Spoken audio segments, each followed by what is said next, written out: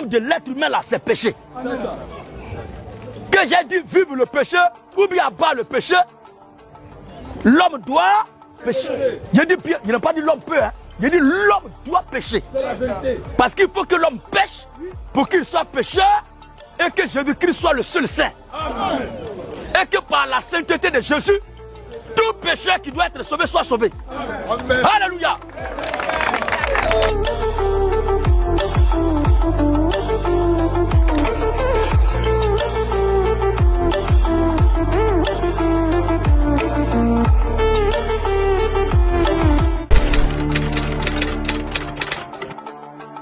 Mes chers téléspectateurs, je vous salue dans le nom du Seigneur Jésus aujourd'hui parce que nous allons recevoir un missionnaire de Dieu très spécial. Comme son nom spécial l'indique, ce nom en hébreu signifie la résurrection par la mort, l'humilité précède la gloire et aussi la réussite par l'échec. Il est avec nous aujourd'hui, il défraie la chronique en ce moment partout sur les réseaux sociaux et partout en Abidjan. C'est le très spécial Monsieur Gédéon de la Tchétchouva. Bonjour le très spécial Monsieur Gédéon de la Tchétchouva.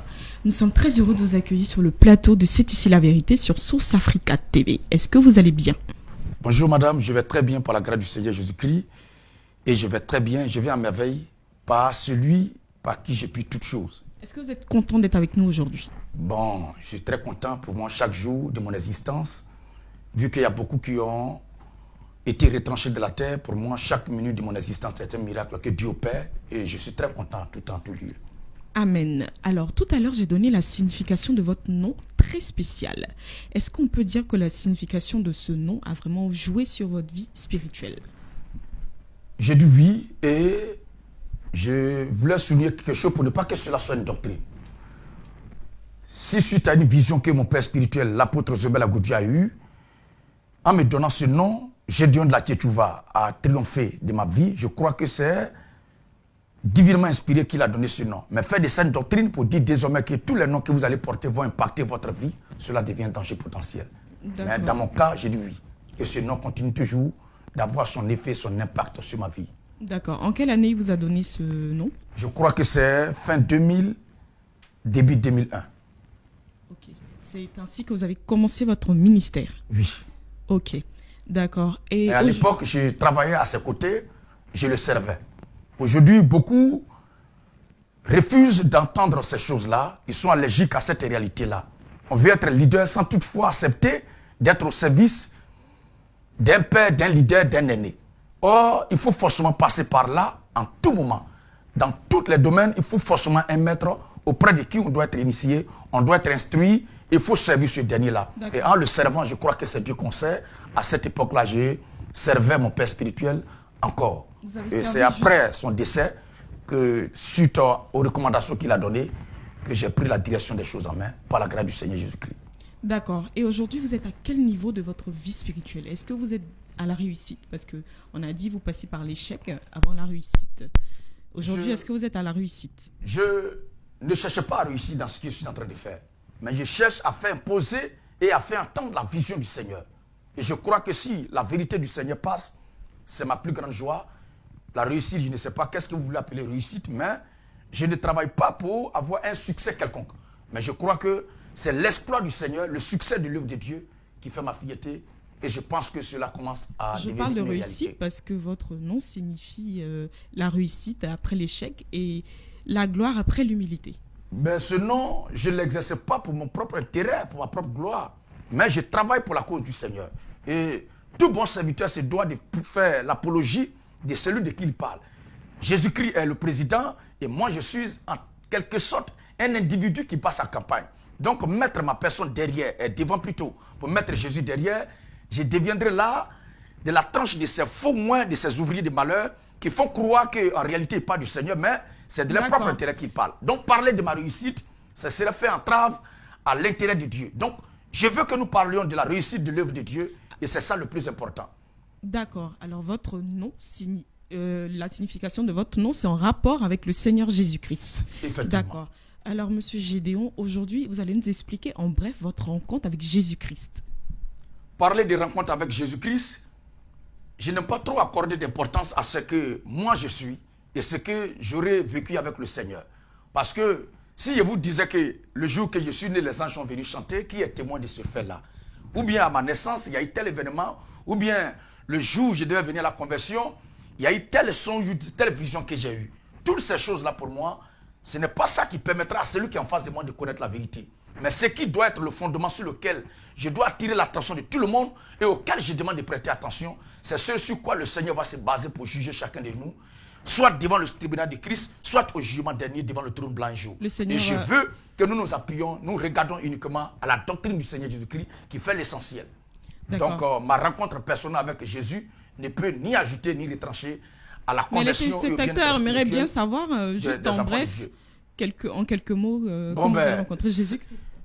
Pour vous mettre à l'aise, je crois que j'ai entendu l'évangile de la bouche de mon père spirituel, l'apôtre Zubel Agoudiou. Et c'est ce qui m'a prêché, qui m'a convaincu que je suis en train de prêcher aujourd'hui. D'accord, c'est venu naturellement Naturellement, comme vous êtes en train de causer avec moi, c'est comme ça, j'ai causé avec lui. Et ce qui m'a prêché m'a convaincu. C'est ce que je suis en train de défendre. Alors, tout à l'heure, vous parlez de vérité spirituelle que tout le monde doit entendre pour être sauvé. Alors, qu'est-ce que l'homme doit faire pour être sauvé aujourd'hui? Quel est votre message véritable? La vérité, ce que je vais dire va vous étonner. C'est tellement facile, c'est tellement simple que beaucoup trouvent qu'il faut ajouter autre chose pour que cela soit juste. Le Seigneur Jésus-Christ a été clair dans ses propos lorsqu'il était sur la terre des hommes. Que je ne parle pas ou je ne rends pas témoignage de moi-même, mais je parle de celui qui m'a envoyé. La vérité a dit l'Écriture, Jean 17, le verset 17, et Jean 14, le verset 6, je suis le chemin, la vérité et la vie. Donc le Seigneur Jésus-Christ, c'est de lui qu'il est question, c'est lui qui est la vérité. Et il a dit dans Jean 17, le verset 17, sanctifie-les par ta vérité, car ta parole est la vérité. Pour ce qui concerne ce que l'homme doit faire pour être sauvé, la question a été posée déjà. Dans Actes chapitre 2, à partir du verset 37, où Pierre, après avoir prêché l'évangile ce jour-là, après la descente du Saint-Esprit au jour de la Pentecôte, Acte 2, 37 jusqu'au verset 40, l'auditoire qui était là était touché par l'évangile que Pierre a prêché. Et ils ont posé la question, mais qu'est-ce que nous devons faire pour être sauvés? Pierre leur dit, repentez-vous et que chacun de vous soit baptisé au nom du Seigneur Jésus-Christ. La repentance n'est pas le changement comme nous le faisons croire. La dénomination, la religion aujourd'hui, ce n'est pas le changement de comportement.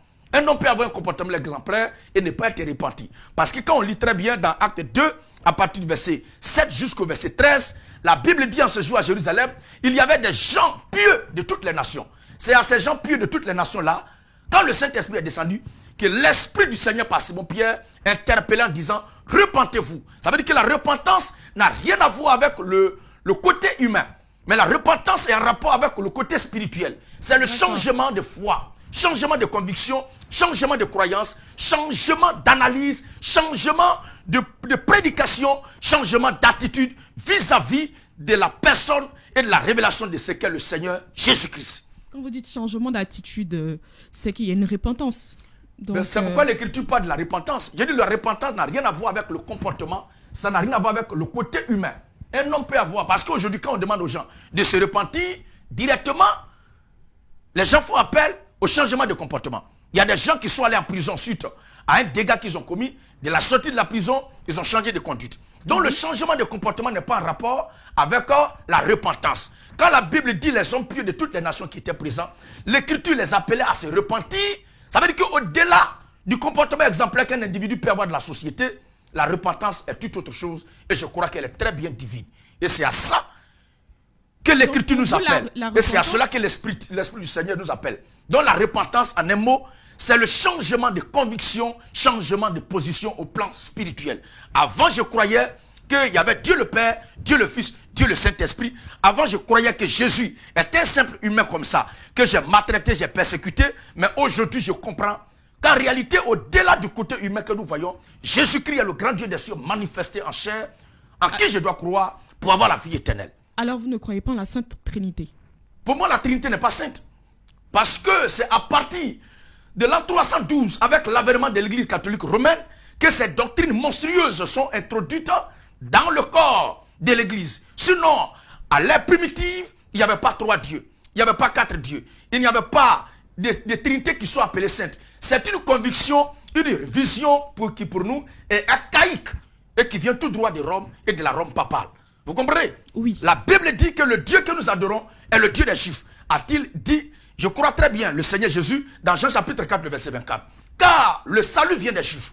Donc les Juifs, je crois très bien qu'ils n'ont rien à voir avec les Romains. Les Romains étaient les colonisateurs. Des Juifs ne pouvaient pas accepter et ne pouvaient pas leur laisser Jésus est Dieu imposer la doctrine des Romains. Donc ce sont les Romains qui ont introduit cette histoire de Trinité. Sinon l'Écriture croit en un seul Dieu qui s'est fait homme, qui est à la fois esprit et qui est la parole faite chair. Jésus-Christ. Jésus-Christ. En Dieu de Jésus-Christ, il n'y a pas un autre Dieu. Donc l'associer à un autre Dieu, pour nous, c'est un blasphème notoire. Et la Trinité, nous le disons humblement avec la main droite sur le cœur, que c'est un dragon à 3 têtes qui est semblable à un monstre qui vient tout droit de la Rome papale. Et que cela n'a rien à voir avec les Saintes Écritures. Même le féticheur, le marabout, il ne croit pas qu'il y ait 2 ou 3 dieux. Même Satan, que l'Église, dans toute sa vigueur, combat avec énergie, avec haï, Satan ne peut pas confesser qu'il y ait 3 dieux. Il y a un seul Dieu. C'est Jésus-Christ. Tout bon croyant, au moins dans le fétichisme, dans l'athéisme, reconnaît quand même l'existence d'un seul et unique Dieu. Et son nom, pour nous les chrétiens, c'est Jésus-Christ. En dehors de Jésus-Christ, il n'y a pas un autre Dieu. Alors quand nous prions, nous ne devons pas dire mon Dieu qui est dans les cieux, nous devons dire Jésus-Christ uniquement. Nous ne devons pas dire Saint-Esprit non plus. Mais quand vous parlez de Saint-Esprit, vous parlez de temps, ce sont des attributs. D'accord, donc quand nous prions, qu'est-ce que nous devons dire pour introduire notre prière? Tout ce qui est dit dans Colossiens chapitre 3, le verset 17, la Bible dit quoi que vous fassiez en parole ou en œuvre, faites tout au nom du Seigneur Jésus-Christ. C'est pourquoi le baptême chrétien, je crois bien dans Actes chapitre 2, a été administré et administrable et doit être administré au nom du Seigneur Jésus-Christ. Tout baptême fait, tout acte posé, toute action menée sans invoquer le nom du Seigneur pour nous est un acte qui est dénudé de tout bon sens spirituel, qui est effrité, qui est comme un plat sans sel.